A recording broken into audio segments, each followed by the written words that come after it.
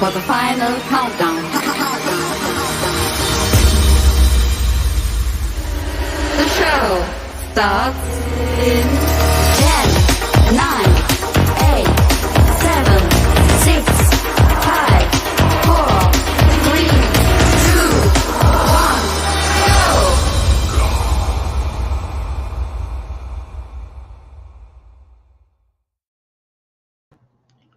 Good evening, good morning, good afternoon, no matter what time of day it is. I want to thank you for joining us on this week's episode of The Fireplace Show. The Fireplace Show is a consumer-based show sponsored by CVC Success Group. And the purpose of this show is to share with you, the consumers across America, facts and figures, things about your fireplace, your chimney, your gas logs, your wood stoves, anything else you may be using to enjoy a fireplace and the romance of the fire in your home.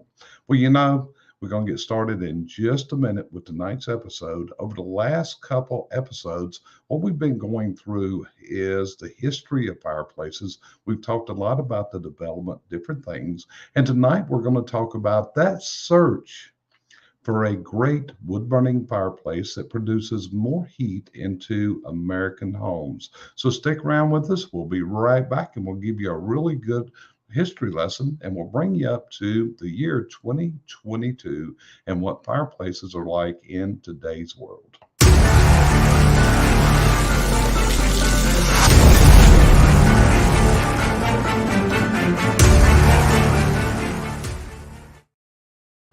Well, like I was saying, tonight we're going to talk about the history of fireplaces across America and that search for a fireplace that produces more heat for American consumers. So let me bring up some photos to kind of illustrate what I'm going to be talking about tonight. And it'll come up in the big window, and I'm going to go to the smaller window here right now, okay? So right now, we're going back into the 18th century to a guy by the name of Benjamin Thompson. Now, Benjamin Thompson was a person born in Rumford, Massachusetts. And Mr. Thompson, he kind of got in a little bit of trouble back in those days, and he fled to England because in 1776, there was something called the American Revolutionary War going on. So he supported the King of England and he fled from America. In fact, many thought that he was a spy for the king. So he got out of Dodge, just to be honest with you, that's what he did. And he moved into European countries, moved to England, and he was actually made a count by the Patriarch of Bavaria and did a lot of things in his time. He was a noted researcher. He actually worked in many, many areas, but one of the areas that Count Rumford, as he became known, worked in was the design of the masonry fireplace. And he did a lot of research back in those days. Again, this was in the 18th century. He corresponded with other scientists and other researchers such as Benjamin Franklin, Thomas Jefferson, and other people. But anyway, Count Rumford did some really neat research back in those days. We're going to talk about that. The fireplace was just one of his areas of expertise. He actually specialized also in ways to feed the poor and did all kinds of things. An amazing fact about Count Rumford is he actually invented the coffee percolator, but he was a noted researcher, wrote a lot of papers, and like I said earlier, he corresponded with other researchers in the United States, different ones, and really developed some sound principles at many, many years ago that are actually still recognized and utilized in the fireplace industry today, but what we call a Rumford fireplace. So again, what he was trying to do was make a fireplace that would perform better. Smoke would go out better and also produce more heat to go into the room where it was being used. Okay, so let's move on to our next slide here. So what you're looking at right now is some diagrams. And when you look at the one to your left, if you'll notice, you have a blue reverse type there that says nozzle effect. Well, on the left of that, you're seeing what we call the Rumford design of the fireplace, and this is a side view. So one of the things that Count Rumford studied and put to work was how to make the fireplace flow better and radiate more heat. So some of the things that he noted in this was in a Rumford fireplace, the rear wall was straight. And in most modern fireplaces that have been built in the 20th century and into the 21st century, the back wall actually had a curve to it, a slant, because the belief was this would bring more heat into the room. Count Rumford also worked with the dimensions of fireplaces, and several things in his study said that the fireplace opening should be completely square, not rectangle like many fireplaces that we see. He also specified the depth of the fireplace, and he said the depth of the fireplace should be roughly 1/3 of the opening width. In other words, if the fireplace was 36 inches wide, it would only be 12-inch deep. Now, the other thing that he did, he also recommended that the rear wall of the fireplace also be 1/3 of the front opening. And what this created was side walls that were splayed and angled inwards. And by doing that, it radiated a whole lot more heat into the room. Now, at the time that Count Rumford lived, the ways chimneys were swept with was services of what was called a climbing boy. So the climbing boy actually had to climb through the chimney and hand sweep the chimney. There were no chimney brushes, no chimney rods in those days. So what Count Rumford designed in was removable stones at the top of the fireplace rear so that the stones could be removed to allow room for the climbing boy to access into the chimney. And that is spotted there on the right hand side if you look by the green arrow. The green arrow is pointing at what we call the smoke shelf. You can also see that the rear wall is straight. Now, as you also look, you will see that the throat is signified by the purple arrow. And Count Rumford said that a throat should only be 3.5 to 4 inches wide. And commonly, more modern fireplaces have much wider throats. The throat is where the top of the fireplace is. Also, in the front of the fireplace, if you look to your extreme left, you'll see a burgundy arrow. And what this is pointing at is what he called the weir.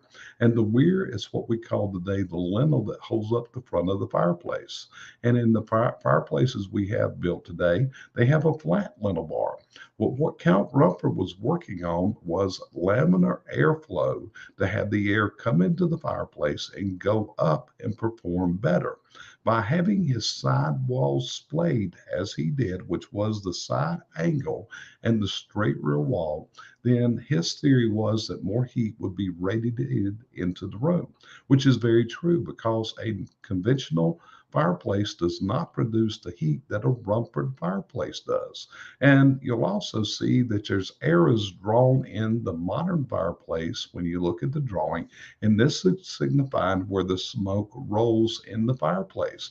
This causes turbulence and affects the performance, and often is why we have fireplaces that spill smoke into the room. You look at the arrows on the Rumford fireplace to the left, and you can see where all the air is going straight into the fireplace and feeding the fire.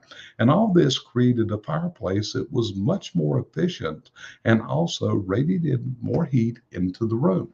So this is showing you another diagram. Again, on the left, you're seeing the Rumford style fireplace, and on the right hand side, you're seeing what we call more of a conventional fireplace where we have that slanted rear wall. But again, you can see how the smoke is so turbulent leaving there. It's not conducive for best performance. Well, this is one of the factors about a fireplace to make it work properly is we need a very smooth flow of air, and we need the smoke and the gases to not create turbulence once they leave the fire. And so this is what Count Rumford designed.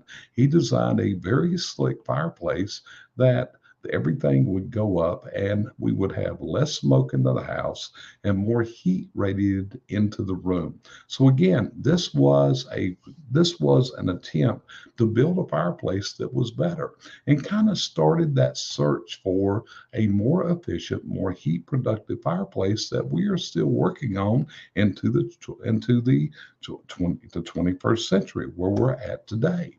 Now, if you looked at previous episodes, I've talked about a company called the Chemical Toilet Company.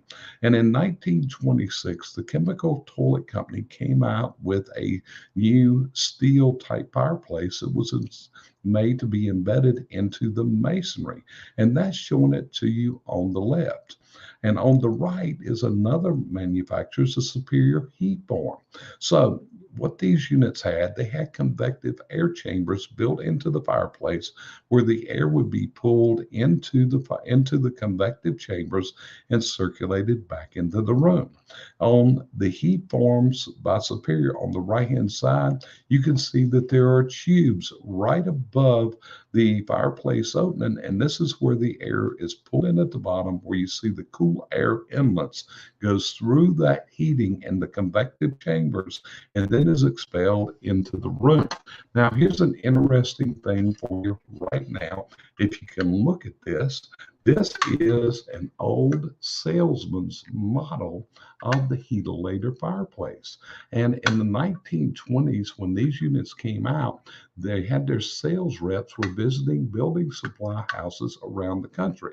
So this was a sample that the salesman would take to show the buyer in order to see what it was about. You can see it is hinged to open up.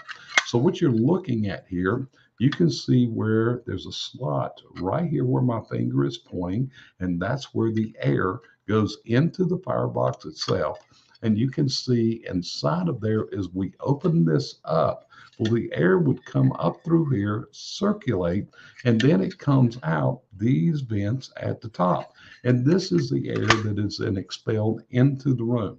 Like I said, this is a salesman sample that we were able to locate in an antique store a while back. One of my clients actually saw this and sent this to me as a gift. It's a very unique thing, and it does show the Heatolator style fireplace and the way that they sold us back in those earlier days. So it's an interesting thing to have, and I'm really happy that my client sent that to me a couple years ago. These are some of the brochures that were published by Heatolator, by Heatform, and other people, showing a lot about the fireplaces. Again, this was an upscale fireplace, and it was installed for several reasons. One, to be a better performing fireplace. It took the skill away from the mason having to construct that masonry box, and also it gave us more heat because of the convective air chambers where the air could be pushed through. Usually on these, there's a channel that is built from both the inlets and the outlets, and most of them have a fan that's mounted usually in the hearth or in the wall. So we actually force the air in the hiss to increase that convective air coming out. Now, these units have to be installed completely in masonry, and then it would use a normal masonry chimney, would connect to the top of this. This is what we call the smoke chamber right here. So it would be terracotta clay tile, just as in later years would go up from here to run this. Again, this was invented and rolled out in 1926 by a company called the Chemical Toilet Company that later became the Heatolator Company. Now, let me clarify this. A lot of people will call any fireplace that makes heat a Heatolator, but a Heatolator fireplace is actually a brand name. It's been through several different changes since the Chemical Toilet Company started this concept in the 1920s. So anyway, that's just giving you a little bit of history into this search of the heat productive, efficient masonry fireplace that we've searched for many, many years. Now, the problem with these is these are made out of steel. The one that I'm holding is made out of aluminum. It's very lightweight, but these are made of steel. So commonly what happens with these type of fireplaces is they get attacked by the water and the acids, and there comes a time that they have to be removed from the fireplace. And this is something that a lot of chimney service companies do across America. They will actually go in and cut this steel box out, and then they can go in and construct a new box. Now, this can be done through several different methods. One, the new box can be built from fire brick and mortar, like we conventionally build a fireplace. But I'm also showing you here three manufactured products that are used for this. On the upper right hand photo, this is a unit called a bell fires that is made to put in to be utilized for this. So that's the bell fire system there. In the center, we have the Aaron's fire system. And then in the lower right, we have a new fireplace that came out about in the last year called the Prior Fire fireplace. So these are all what we call retrofit fireplaces that are made, can be used to replace these steel boxes and give us a more efficient fireplace. Now, the Aaron's fire and the Bell fire are based on principles by a gentleman and a research by the name of Rosen.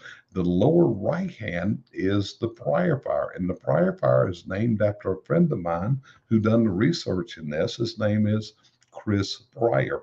And Chris has invented a very, very efficient, effective firebox. But again, if this is something you need, we recommend that you find a qualified installer in your market area to work with you to help you select the right product for your use and what's going to work good for you.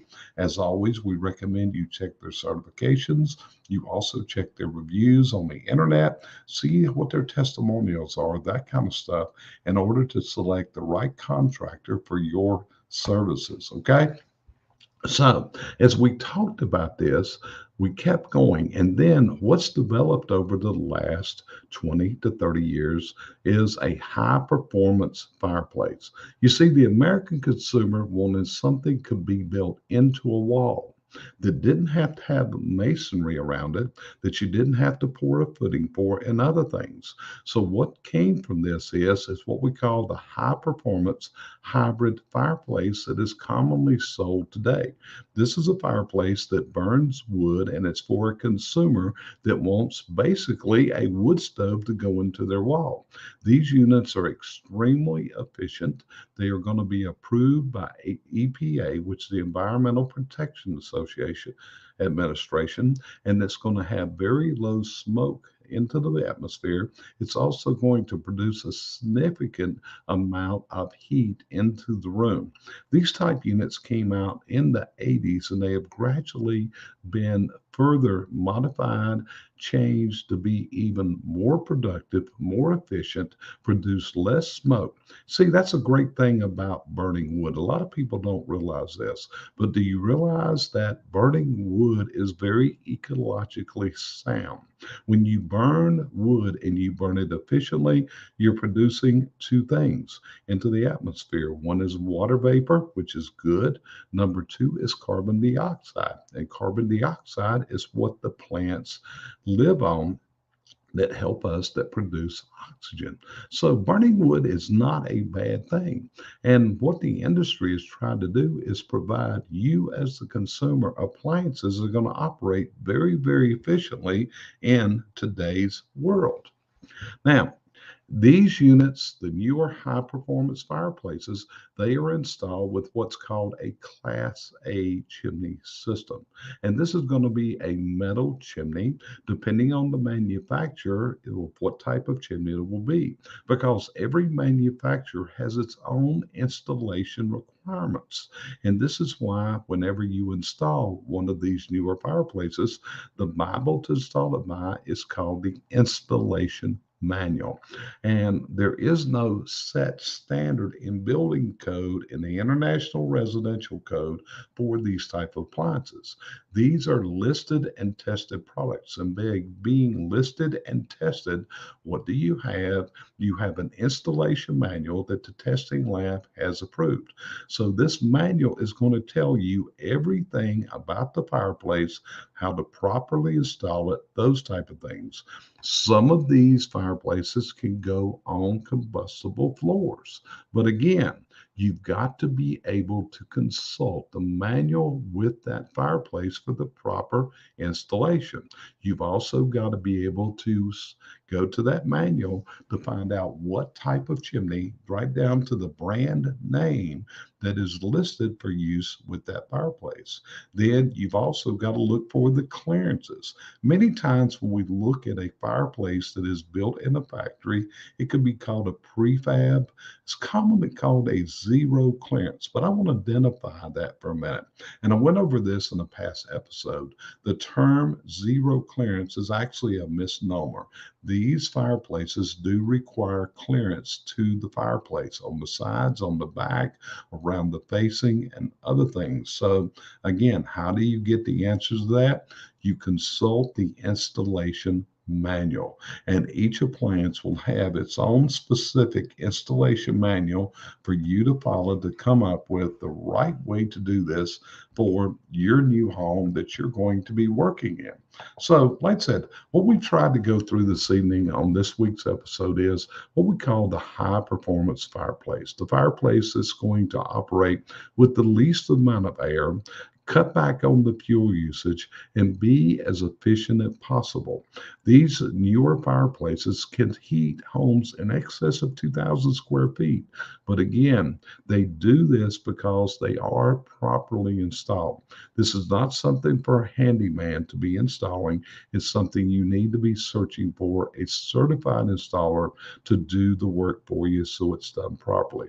Remember, you're burning a fire inside of your home in these. So you don't want to cut any corners. You don't want to have any issues coming up later in the installation that could cause you problems. Okay. So this has been Jerry Isenhour. I'm your host here on the Fireplace Show. Again, the Fireplace Show is produced by our company, CVC Success Group.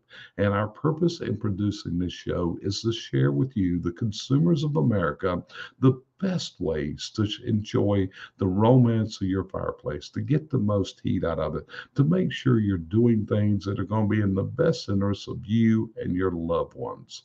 If we can answer any questions for you at any time, hey, feel free to reach out to me. Some shows we answer questions that consumers have sent us, and we'd love to hear what your questions are and what you would like to know about. So join us on a future episode of the Fireplace Show. Again, we thank you from the bottom of our hearts for joining us. It's truly an honor, it's a privilege, and it's a pleasure.